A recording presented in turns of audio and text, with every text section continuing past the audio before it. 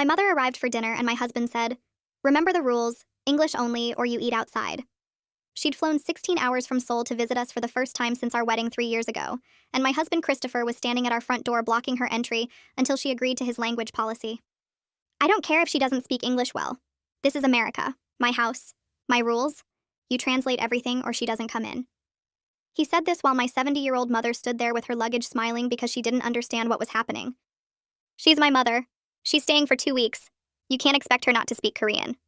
I tried to move past him, but he physically blocked the doorway. Then she can stay at a hotel. I told you when we got married no foreign languages in my home. It's rude and exclusionary. You agreed. He was right that I'd agreed, but only because he'd threatened to call off the wedding 2 days before if I didn't sign his ridiculous house rules document. My mother asked in Korean if everything was okay. Before I could answer, Christopher snapped, "That. Right there. That's what I'm talking about. She could be insulting me and I'd never know." He turned to my mother and spoke slowly and loudly like she was deaf instead of Korean. "English, only English." My mother looked confused and tried her limited English. Sorry, I no understand." Christopher rolled his eyes. "Great. 2 weeks of this. Your daughter should have taught you basic English before coming to my country." Our neighbor Patricia was getting her mail and watching the scene. Christopher noticed and called out, "Patricia, you understand, right? It's disrespectful when people speak foreign languages in front of you." Patricia looked uncomfortable. "Chris, she's her mother. Let them speak Korean." But Christopher was already on his soapbox. "This is the problem with America. We're too accommodating. My grandfather came here from Ireland and learned English in 6 months. No excuses." He turned back to my mother. "You want dinner? You speak English? You want to watch TV? English? You want to talk to your daughter? English. Otherwise you can use the guest house out back." The guest house was a converted shed with no heating. It was November. "You're not putting my mother in the shed, Chris." But he pulled out his phone and showed me a document. Our house agreement. Section 3, paragraph 2. All communication in shared spaces must be in English. You signed this. My mother tried to wheel her suitcase back toward the taxi that was pulling away, but I grabbed her arm. "We're going inside, Mom," I said in Korean. Christopher immediately started counting. "That's 1 strike. 3 strikes and she's out. I'm serious. I installed a language app on my phone that detects non-English speech. Every violation gets logged." He actually showed me the app. He'd been recording us. "You've been recording my mother without consent?" He shrugged. "My house, my rules. Don't like it? You both can leave. But you're not taking the car. That's in my name. Or the credit cards. Those are mine too. Good luck getting a hotel with your teacher salary." My mother understood enough to know we were fighting about her. She tried again in broken English. "I go hotel. No problem for you." Christopher clapped mockingly. "See? She can speak English when she tries. Amazing how that works." His mother, Helen, pulled up in her car. She was supposed to join us for dinner. "What's everyone doing outside?" Christopher immediately put on his victim voice. "Helen, thank God you're here. They're trying to make me feel guilty for wanting English spoken in my own home. You understand, right? When your parents spoke Polish, you made them learn English." Helen got out of her car. "My parents already lived here for 20 years, Christopher. This woman just arrived. And I never banned Polish. That would be cruel." Christopher's face went red. "You're taking their side? My own mother?" He turned to my mother and actually started yelling. "You want to speak Korean? Fine. But every word costs $1. I'll put a jar on the table. Like a swear jar, but for foreign language. That money goes toward English classes." My mother looked at me with tears in her eyes. She understood more than he thought. She said quietly in English, "I understand you." Then in perfect English she continued, "I understand you perfectly. I have PhD in linguistics from Seoul National University. I taught English for 30 years before retiring. I speak 4 languages fluently." Everyone went silent. Christopher's mouth opened, but no words came out. My mother continued, "I spoke Korean to my daughter because that's our heart language. The language of her childhood. The language of her father who died when she was 10. The language that connects her to her culture. But you want to steal that from her? From us?" She pulled out her phone and showed something to Helen. "This is an email from your son. He wrote to me last month saying if I speak Korean during the visit, he will divorce my daughter and she'll get nothing because of the prenup agreement he made her sign. He said he'd film every Korean word as evidence of disrespect. He threatened to destroy my daughter's life if I spoke my own language to my own child." Helen grabbed the phone and read it. Her face went white. Helen's hands shook as she scrolled through the email again, her finger moving across the screen like she couldn't believe what she was reading. Her face changed from shock to something harder, something that looked like she was seeing her son for the first time in years. Christopher started talking fast, his words tumbling over each other about context and misunderstanding, but Helen held up her hand. Shut your mouth right now. My mother pulled out her phone and swiped through several screens with the calm precision of someone who'd prepared for this exact moment. She spoke in perfect English, her accent minimal and her tone professional. She explained that she'd documented everything from the moment Christopher sent that threatening email 3 weeks ago. She turned her phone toward Helen and showed her additional emails where Christopher had researched ways to enforce the prenup, discussing my teaching salary and using phrases like barely enough to survive on and financial leverage.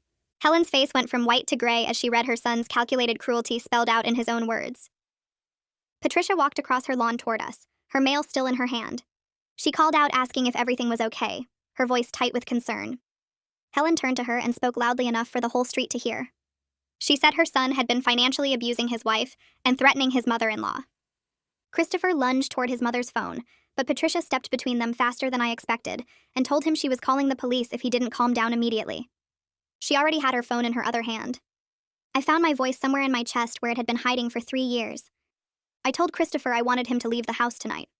He laughed, the sound sharp and mean. He reminded me that the house was in his name, the car was in his name, and I'd signed away my rights to everything.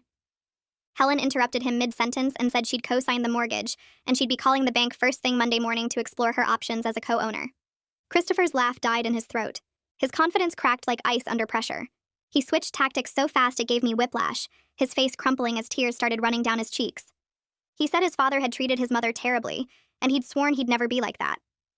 Helen's expression hardened further, her jaw setting in a way that made her look 10 years older and infinitely stronger.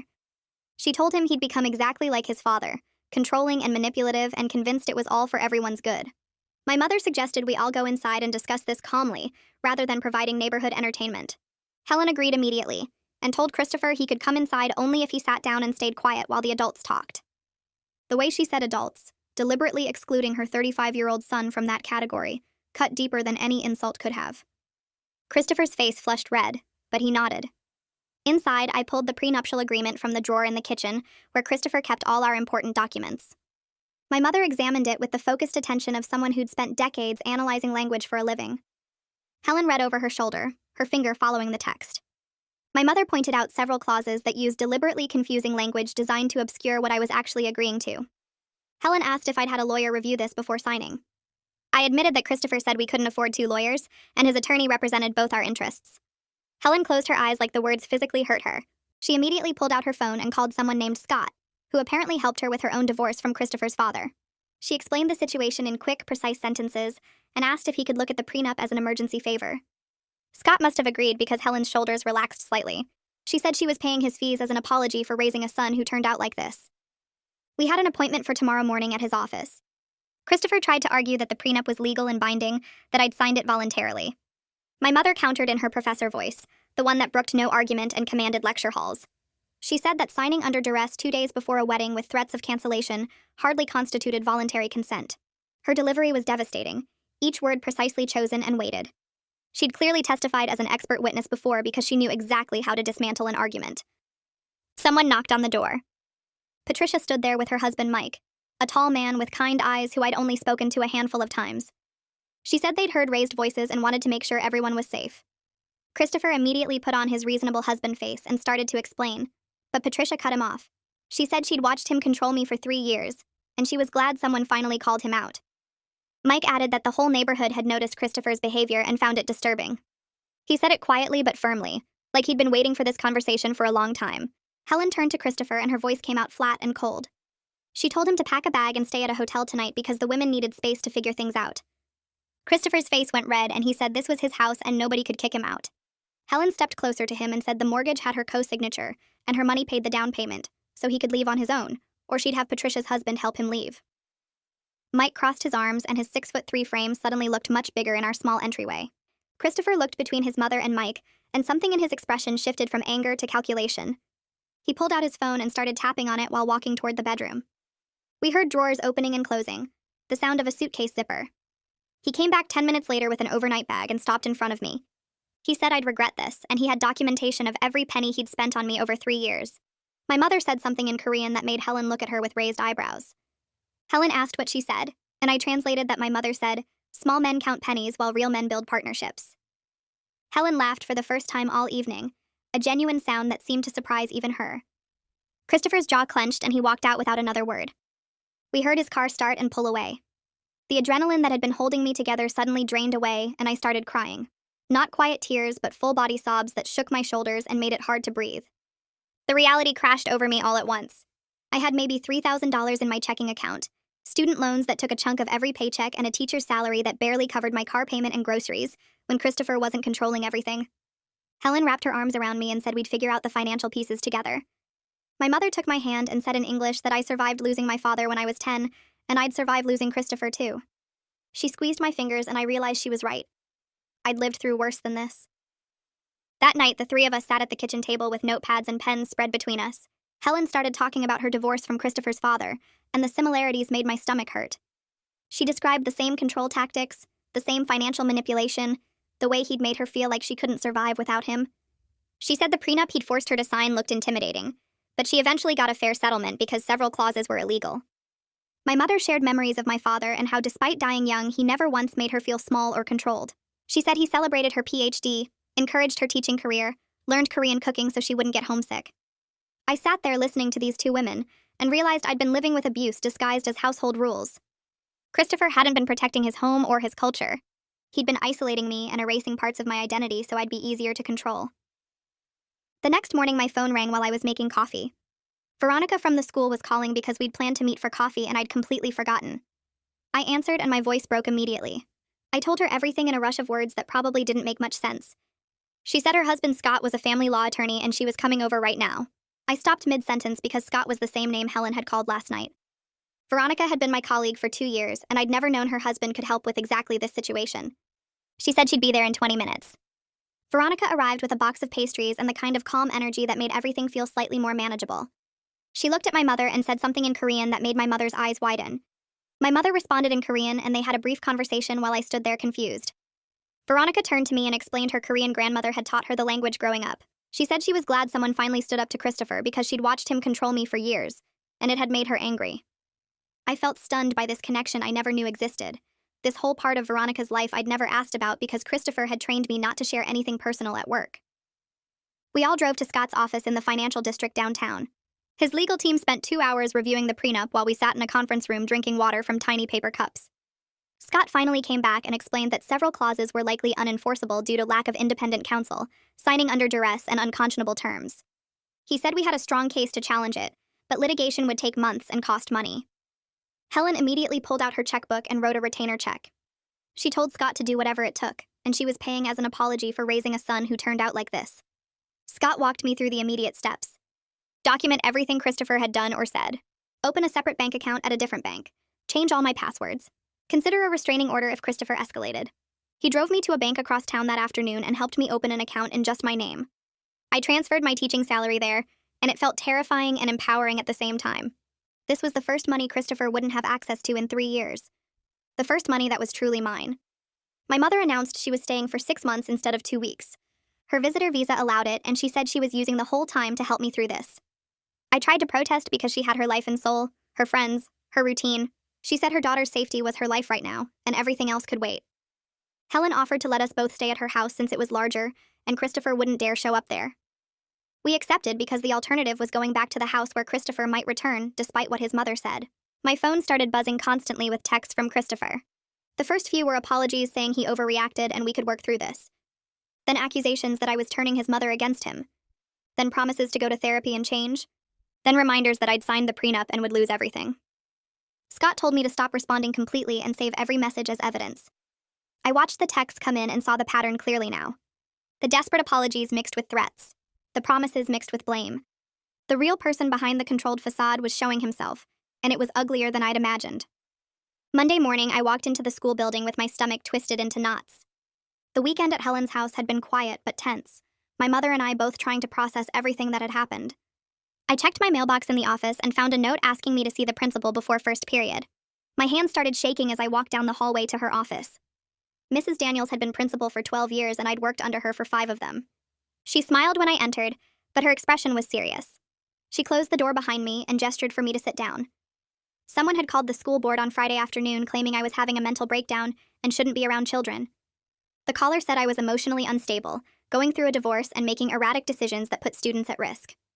Mrs. Daniels said she knew immediately it was nonsense because she'd worked with me long enough to know my character. but the board required her to document the complaint and inform me that someone was trying to damage my reputation. I felt sick listening to her explain the process. Christopher was already attacking my job, the one thing that gave me independence and financial security. Mrs. Daniels asked if I was okay and if there was anything she needed to know about my personal situation. I took a deep breath and told her I was separating from my husband, and he was becoming vindictive. She nodded slowly and said she'd suspected something was wrong based on how controlled I'd seemed the past few years. She promised to document everything properly and assured me my job was secure as long as I continued performing my duties professionally. I thanked her and left her office feeling exposed, but also relieved that she believed me. During my planning period, I found Veronica in the teacher's lounge and told her what happened. She looked furious and said Christopher was escalating exactly like Scott predicted he would.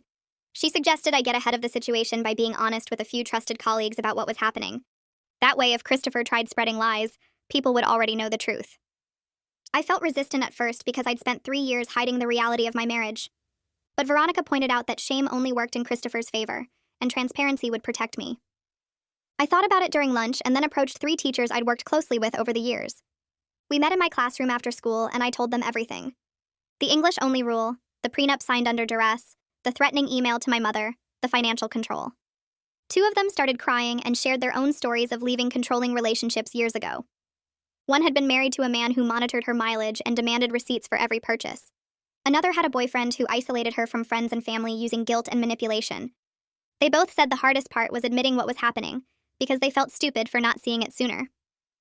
We sat in my classroom for over an hour talking about patterns of control and how common it was, and how much shame kept women isolated. I realized I wasn't alone in this experience, and that sharing it actually made me stronger rather than weaker. That evening, my phone started buzzing with new texts from Christopher. The tone had shifted from desperate apologies to outright threats. He said he had private information about me that would ruin my career if I didn't come home and work things out. He said he'd been documenting my behavior for months, and had evidence of me being an unfit wife and teacher. He said I'd regret turning his mother against him, and that I'd lose everything in the divorce. I showed the text to Scott when he stopped by Helen's house that night. He read through them carefully and said this was exactly what we needed for a restraining order. The threats were specific enough, and the pattern was clear enough that a judge would grant protection. Scott filed the paperwork the next morning, and we had a hearing scheduled for Thursday. The judge reviewed the threatening texts, the email to my mother, and Christopher's attempt to damage my professional reputation. She granted a temporary restraining order within 48 hours of Scott filing. Christopher was legally required to stay at least 500 feet away from me, my workplace, and Helen's house. He couldn't contact me directly or indirectly through third parties. Violating the order would result in immediate arrest. I felt safer knowing there was legal protection in place, but also scared about how Christopher would react to being restrained. My phone rang that afternoon from a number I didn't recognize. I answered and heard my Aunt Karen's voice. My mother had called her sister and told her everything that was happening. Karen lived one town over in a small apartment, and I hadn't seen her much during my marriage because Christopher always found reasons why we couldn't visit my relatives. She said she had a spare bedroom if we needed additional space or wanted to stay somewhere Christopher didn't know about. She'd already cooked a huge pot of kimchi jjigae and was bringing it over that evening. When she arrived at Helen's house with containers of Korean food, I started crying. 3 years of isolation from my family had made me forget what it felt like to have people show up without being asked. Karen hugged me tight and said in Korean that family protects family, and she should have pushed harder to stay involved in my life. She'd sensed something was wrong, but Christopher had been so good at making excuses and controlling access. My mother and Karen spent the evening cooking together in Helen's kitchen, while Helen watched and asked questions about the recipes. Having multiple generations of women supporting me felt overwhelming in the best way possible. 2 weeks after the initial confrontation at the front door, we had our first mediation session at the courthouse. Christopher arrived with an attorney who wore an expensive suit and carried a leather briefcase that probably cost more than my monthly salary. The attorney immediately started trying to intimidate us by talking about how strong Christopher's position was and how the prenup was ironclad. Scott sat calmly and let him finish his speech. Then Scott opened his folder and presented copies of the threatening email to my mother, the texts threatening my career, the documentation of financial abuse, and the restraining order. He explained in a measured tone that the prenup was signed under duress, that Christopher had isolated me from legal counsel, and that several clauses were likely unconscionable. He also mentioned that we had multiple witnesses to Christopher's controlling behavior, and that his own mother was prepared to testify about patterns she'd observed. The mediator, a woman in her 60s with gray hair and sharp eyes, listened to both sides, and then suggested Christopher's attorney speak privately with his client about the weakness of his position. They left the room for 20 minutes while we waited. During the break, Christopher tried to approach me in the courthouse hallway. His attorney had gone to make a phone call, and Christopher walked right up to me despite the restraining order. He started crying and begging me to come home. He said he'd go to therapy and change, and that we could work through this if I just gave him another chance. I stood there frozen while Scott positioned himself between us. Then Christopher's tone shifted completely, and he started accusing my mother of destroying our marriage. He said she'd poisoned me against him, and that I was ungrateful for everything he'd provided. The switch from sobbing apologies to angry blame happened so fast it gave me whiplash. Scott told him to step back and reminded him about the restraining order. Christopher kept talking, saying I'd never survive on my own, and that I needed him whether I admitted it or not. His face was red and his voice was getting louder. Other people in the hallway were starting to stare. Helen came around the corner from the bathroom and saw what was happening. She walked straight up to Christopher and told him she was ashamed of the man he'd become. Her voice was quiet but firm. She said his father's abuse didn't excuse his own behavior, and that she wouldn't enable him anymore by providing financial support or emotional cover. She said she'd spent years making excuses for his controlling tendencies and convincing herself he was just particular or organized. But seeing him threaten my career and attack my mother had opened her eyes to who he really was. Christopher started to argue, but Helen cut him off. She said she was done listening to his justifications and rationalizations. His attorney came rushing back down the hallway and grabbed Christopher's arm, clearly worried about what he might say or do in such a public setting. He pulled Christopher back toward the mediation room, while Christopher kept looking over his shoulder at his mother with an expression of complete shock. The mediation session resumed, and Scott negotiated a temporary agreement. I could return to the house to collect my belongings as long as Christopher stayed away during the designated time. We set a date for the following Saturday, and Scott specified that I could bring helpers to make the process faster. Christopher's attorney agreed reluctantly, and the mediator documented everything. When we left the courthouse, I felt exhausted, but also relieved that I'd be able to get my things without confrontation. Helen, my mother, Veronica, and Karen's daughter Yuri all volunteered to help me pack. Yuri was 26 and worked in logistics, so she knew how to organize a move efficiently. We made a plan to arrive early Saturday morning with boxes and pack everything as quickly as possible. Saturday morning, we pulled up to the house I'd lived in for 3 years, and it felt strange and foreign. Christopher's car wasn't in the driveway per the agreement. We went inside, and I was immediately struck by how little of the space actually felt like mine. Christopher had controlled every decorating decision, every furniture purchase, every color choice. The walls were the gray he'd insisted on. The couch was the leather sectional he'd wanted. The artwork was abstract pieces he'd selected. My contributions had been slowly erased over time until the house reflected only his taste and preferences. We worked efficiently, packing my clothes, books, and personal items into boxes. Helen handled the kitchen while my mother sorted through bathroom supplies. Veronica and Yuri tackled the bedroom closet where most of my teaching materials were stored. I went into Christopher's office to grab a few items I'd left on the desk. While looking through drawers, I found a folder labeled with my name. Inside were printouts of my emails going back 6 months, text message screenshots between me and friends, GPS logs from my phone showing everywhere I'd been. He'd been monitoring me far more extensively than I'd realized. There were notes in his handwriting analyzing my communications and tracking my movements. I felt sick looking at the evidence of surveillance. Scott had come along to supervise the process, and I called him into the office. He photographed every page as evidence of the controlling behavior. He said this level of monitoring without consent could be relevant to the divorce proceedings. I felt violated all over again knowing Christopher had been reading my private conversations and tracking my location without my knowledge. We finished packing by early afternoon and loaded everything into a rental truck Yuri had arranged. We drove to a storage unit across town where I could keep my belongings while I figured out next steps. Helen insisted we continue staying at her house, but I knew I needed to start looking for my own place. That evening, my mother and I sat down with a notebook and created a realistic budget based on my teacher salary. We calculated rent, utilities, groceries, student loan payments, and basic expenses. It would be tight but manageable if I found a small apartment and was careful with spending. For the first time, I could see a path forward that didn't depend on Christopher's money or control. I could actually survive independently, and that realization felt both terrifying and empowering. I started apartment hunting the next week, scrolling through rental listings on my phone during lunch breaks at the school. Most places near my school were either too expensive or in bad neighborhoods. My mother sat beside me at Helen's kitchen table and pointed out a 2-bedroom unit that looked promising. The rent was just barely manageable on my teacher salary if I was careful with spending. We scheduled a viewing for Saturday morning, and I felt nervous about committing to something so permanent. The apartment complex was older but well-maintained, with a small playground and laundry room on site. The landlord showed us the second-floor unit, and I could immediately picture my mother and me living there. 2 small bedrooms, a combined kitchen and living area, 1 bathroom with outdated tile but everything functional. The landlord ran my credit and called my references, then offered me the lease starting in 2 weeks. I signed the papers right there before I could talk myself out of it. Scott called 3 days later with news about the settlement negotiations. He put me on speaker in his office while Veronica sat beside me for support. Christopher's attorney had sent over an official offer in writing: 50-50 split of all marital assets, uncontested divorce, but only if I signed a non-disclosure agreement about Christopher's behavior during the marriage. Scott explained that the NDA was clearly Christopher trying to protect his reputation and public image. The document would prevent me from discussing the financial abuse, the surveillance, the controlling behavior, or the threatening emails to my mother. Scott said I had significant leverage here because Christopher's behavior was well documented, and he knew a court battle would expose everything publicly. I asked what Scott recommended, and he said I should counter with better terms, since Christopher obviously wanted this settled quietly and quickly. I spent that evening drafting my counteroffer with Scott's guidance over email. I wanted 60% of the home equity since Helen's money had funded the entire down payment, and I'd contributed to 3 years of mortgage payments. I wanted the car titled in my name instead of Christopher's since I needed reliable transportation for work. And I absolutely refused to sign any NDA because Christopher could protect his reputation by actually changing his behavior instead of silencing me. Scott reviewed my demands and said they were reasonable given the circumstances and evidence we had. He sent the counteroffer to Christopher's attorney the next morning. My mother announced at breakfast that she wanted to do something productive while we waited for the divorce proceedings. She'd contacted the local community center and offered to teach Korean language classes.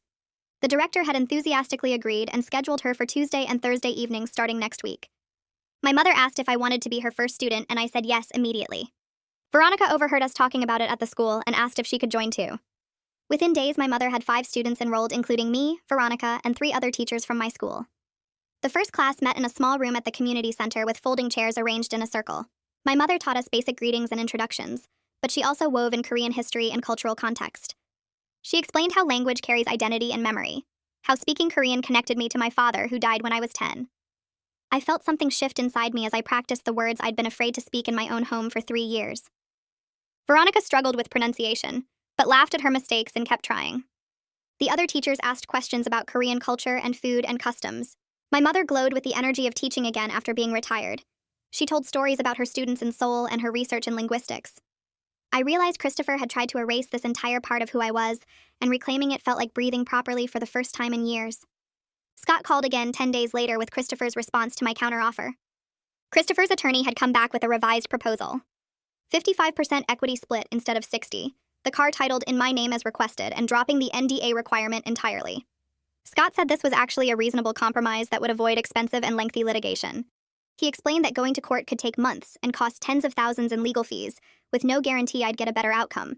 The 55% split was fair given the circumstances, and getting the car and avoiding the NDA were significant wins. I asked if this meant Christopher was giving up on controlling the narrative, and Scott said Christopher's attorney had probably explained that the NDA made him look guilty, and wouldn't hold up anyway given all the documented evidence. I accepted the revised offer that same day. Scott said the divorce would be finalized in 60 days once all the paperwork was processed through the court system. The apartment keys arrived in my mailbox 2 weeks later in a small envelope from the property management company. I drove over after school with my mother, and we stood outside the building looking up at the second-floor windows. My mother squeezed my hand and said in Korean that this was the beginning of my real life. We climbed the stairs, and I unlocked the door to the empty apartment. The afternoon sunlight came through the living room windows and made patterns on the worn carpet. I walked through each room slowly, touching the walls, opening closet doors, checking cabinet space in the kitchen. This was mine. Nobody could threaten to take it away or use it to control me. I stood in the middle of the empty living room and started crying, but this time the tears felt different. Not fear or grief, but relief mixed with exhaustion. My mother hugged me and said in Korean that this was my space where I made the rules, where I spoke any language I wanted, where I decided who was welcome. We spent the rest of the afternoon measuring rooms and making lists of furniture we needed. Helen arrived with her truck full of basic supplies she'd bought as a housewarming gift: dish soap and paper towels and cleaning supplies and a coffee maker. Veronica showed up with takeout containers of Thai food and a bottle of wine. We sat on the floor eating pad Thai and talking about paint colors and furniture arrangements. That night, my mother and I slept on air mattresses Helen had lent us, and I felt more peaceful than I had in years. The restraining order was still active, which meant Christopher had to stay at least 500 feet away from me, Helen's house, my school, and now my new apartment. I'd started to relax slightly, thinking maybe he'd finally accepted that the marriage was over. I was teaching my 4th period English class about narrative structure when the school secretary knocked on my door looking worried. She whispered that there was a situation in the main office and I needed to come immediately. I left my students with an assignment and followed her down the hallway. Through the office windows, I could see Christopher arguing with our school security guard. My principal stood between them with her phone in her hand. Christopher saw me and started yelling about how I'd turned everyone against him and he just wanted to talk. The security guard told him to leave the property immediately, or they'd call the police. Christopher ignored the warning and tried to push past the guard toward where I stood frozen in the doorway. The guard physically blocked him while the principal called the police. Christopher kept yelling that I was his wife and he had a right to see me, that the restraining order was ridiculous and unfair. 2 police officers arrived within minutes and arrested Christopher for violating the restraining order. They handcuffed him in the school parking lot while students watched from classroom windows. My principal walked me back to her office and offered me the rest of the day off, but I said I wanted to finish teaching my classes. I called Scott for my planning period and told him what happened. Scott said this actually strengthened our position significantly, and he'd file paperwork to extend the restraining order for another full year. He also said Christopher's attorney would likely advise him very strongly to stop all contact, because this arrest showed he couldn't control himself. My mother's Korean language class kept growing as word spread through the community center. By the 4th week, she had 15 students ranging from complete beginners to people with Korean heritage who wanted to reconnect with the language. The community center director asked her to add a second class on Saturday mornings to accommodate the demand. My mother agreed and seemed to thrive on the schedule and structure. She told me over dinner one night that she'd missed teaching more than she realized after retiring. She admitted she was considering staying in the United States longer term instead of returning to Seoul. She asked what I thought about her applying for extended residency with my sponsorship. I said I'd love to have her nearby and we could look into the immigration requirements together. She smiled and said she felt useful again, like she had a purpose beyond just being someone's mother or someone's widow. The divorce hearing was scheduled for a Tuesday morning in early March. Scott met me at the courthouse and explained the process would be brief since everything was already agreed upon. Christopher didn't attend, having his attorney represent him instead. The judge reviewed the settlement agreement and asked if I understood the terms and agreed to them voluntarily. I said yes. The judge signed the papers and stamped them with the official seal. Just like that, I was no longer married. The whole process took maybe 15 minutes. Helen had taken the morning off work to be there, and she hugged me in the courthouse hallway afterward. She apologized again for not seeing her son's behavior sooner, for not understanding what he'd become. I told her she'd been the mother-in-law I needed when it mattered most, that she'd stood up for me when her own son wouldn't. We walked out of the courthouse together into the cold March morning, and I felt lighter than I had in years. The equity settlement check arrived by certified mail 3 weeks later. I opened the envelope at my kitchen table with my mother watching. The amount was enough to furnish my apartment properly and build an emergency fund of several $1,000s. For the first time in years, I had financial security that no one could threaten to take away. I went to the bank that afternoon and opened a savings account in my name only. I deposited most of the check and kept some for immediate furniture needs. The bank teller congratulated me on the account opening, and I thanked her without explaining why it felt so significant. I sat in my car in the bank parking lot afterward and looked at the account balance on my phone. This money was mine. I'd earned it through 3 years of contributing to a marriage and a home. Nobody could use it to control me or manipulate me or make me feel small. I started planning for a future I actually controlled, making lists of goals and dreams I'd pushed aside during my marriage. Maybe I'd take summer classes to get my master's degree.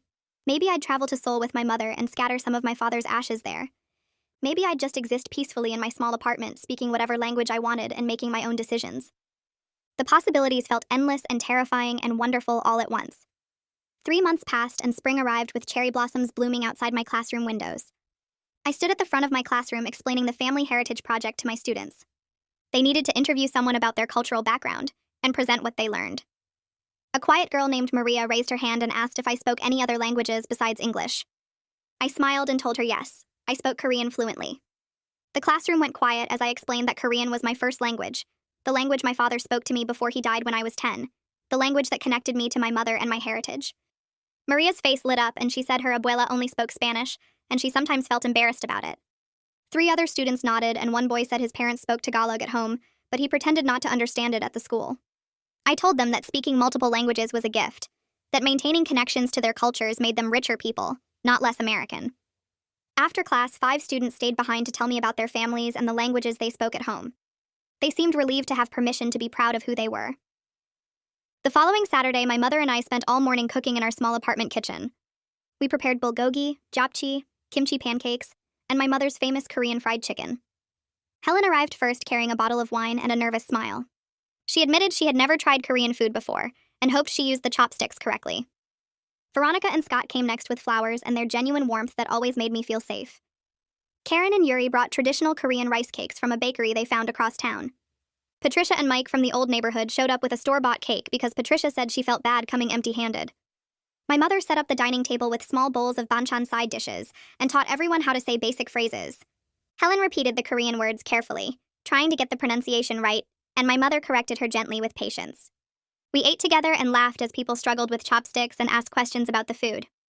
Helen told a story about Christopher refusing to eat anything that wasn't American food when he was growing up, and how she wished she had challenged that attitude instead of accommodating it. My mother squeezed her hand and said we all make mistakes with our children, but what matters is what we do when we finally see clearly. I watched these people who had become my family sharing food and stories, and I felt something I had not felt in years. I belonged somewhere that accepted all of me. The next week, Helen showed up at my mother's Korean language class at the community center. My mother looked surprised, but pleased as Helen took a seat in the front row with her notebook ready. After class, Helen explained that she wanted to understand the culture her son had tried to erase from my life. She said learning Korean was her way of honoring the part of me that Christopher had attacked. Over the following weeks, Helen became my mother's most dedicated student, staying after class to practice pronunciation and asking questions about Korean history and customs. I watched them develop an unlikely friendship built on their shared experiences with controlling men and their determination to do better for the next generation. My mother told me one evening that Helen reminded her of her own mother, who had survived the Korean War and refused to let trauma make her bitter. Helen confided that my mother gave her hope that she could still be useful and relevant, instead of just Christopher's embarrassed parent. They met for coffee between classes and talked about everything from recipes to their late husbands to their regrets about not standing up sooner. I felt grateful that something good had emerged from all the pain. I was shopping for groceries on a Saturday afternoon when I saw Christopher in the produce section. He looked thinner than I remembered and tired around the eyes. My mother was with me picking out vegetables for dinner, and she noticed him at the same time I did.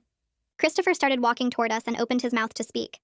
I turned my cart and walked past him to another aisle without saying anything.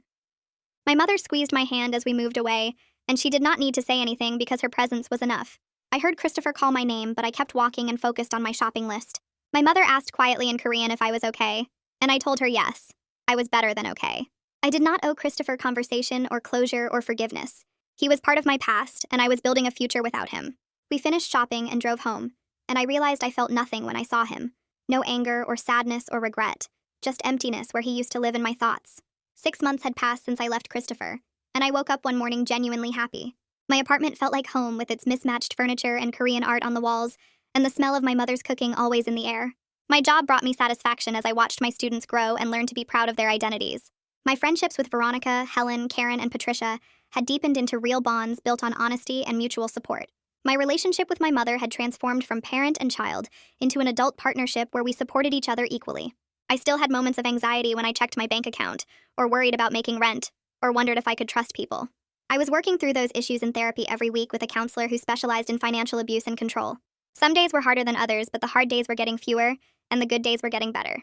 I was learning to make decisions without fear of punishment, and to speak my mind without calculating consequences. I was becoming the person I might have been if I had never met Christopher. My mother announced over breakfast that she wanted to apply for permanent residency in the United States. She said she had built a life here teaching Korean language and culture, and she wanted to stay near me. I felt tears in my eyes as I told her I would sponsor her application, and we could start the paperwork immediately. Scott offered to help with the immigration forms when I mentioned it at our next dinner together, and he said these cases usually took several months, but he was optimistic about approval. My mother's community center classes had expanded to 3 sessions per week, and she had over 30 regular students now. She felt useful again, like she had a purpose beyond just being someone's mother or someone's widow. We talked one evening about bringing some of my father's ashes from Seoul to scatter somewhere meaningful in our new home. My mother said my father would be proud of how I had survived and rebuilt my life. She said he had always worried about leaving us alone, but he would see now that we were stronger than either of us knew. The school year ended in June, and my principal called me into her office. She asked if I would lead a professional development session for teachers on creating inclusive classrooms that honored students' cultural identities. I felt nervous but excited as I agreed, and immediately started planning the workshop. My mother helped me design the content using her linguistics expertise and her decades of teaching experience. We created activities that helped teachers recognize their own biases and learn strategies for celebrating diversity instead of just tolerating it. The workshop happened in August before the new school year started, and 20 teachers attended. They engaged actively with the material, and several came up afterward to share their own experiences with cultural identity in education. The principal told me the district office heard about the session and wanted me to present it district-wide next year. I drove home that day feeling proud of myself and grateful for my mother's partnership in creating something meaningful. What would have been my 4th wedding anniversary fell on a Tuesday in September. I took the day off work and instead celebrated my 6-month independence anniversary.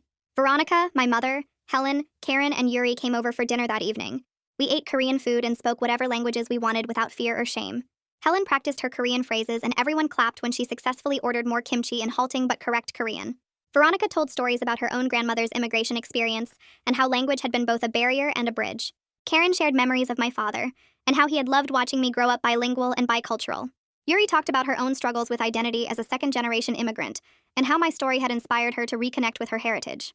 We raised our glasses and toasted to the family we choose and the strength we did not know we had until we needed it. I looked around at these women who had helped me escape and rebuild, and I knew with absolute certainty that I was exactly where I was supposed to be.